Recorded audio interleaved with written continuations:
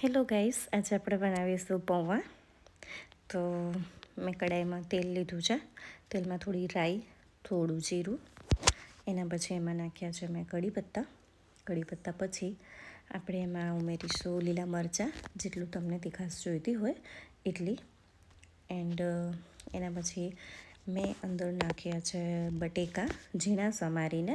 તમે ચાહો તો બાફેલા બટાકા બી યુઝ કરી શકો છો, પણ મેં ઝીણા સમાર્યા છે એટલે ચડી જશે સારી રીતે. પછી એની અંદર મેં ટમેટોસ નાખ્યા છે. ટમેટોસ એટલા માટે કે અમારા ઘરમાં લસણ ડુંગળી નથી ખાતા, અને એમ પણ આપણે લસણ તો નથી જ વાપરતા પૌવામાં, ડુંગળી નાખતા હોઈએ છે. તો તમે ડુંગળી નાખી શકો છો, જેમ મેં ડુંગળી નથી યુઝ કરતા. એના પછી મેં નાખી છે અંદર હળદર, મીઠું સ્વાદ અનુસાર. દેન બધું સારી રીતે મિક્સ કરીને થોડી વાર થવા દઈશું, એટલે સારી રીતે ટમેટાં પણ ચડી જશે. જોઈ શકો છો તમે, સારી રીતે થઈ ગયું છે. પછી એની અંદર મેં ઉમેરી લીધા છે પલાળીને મેં રાખ્યા હતા. પલાળીને મીન્સ કે ધોઈને મૂક્યા હતા મેં પૌવા સારી રીતે, તો સરસ થઈ ગયા છે.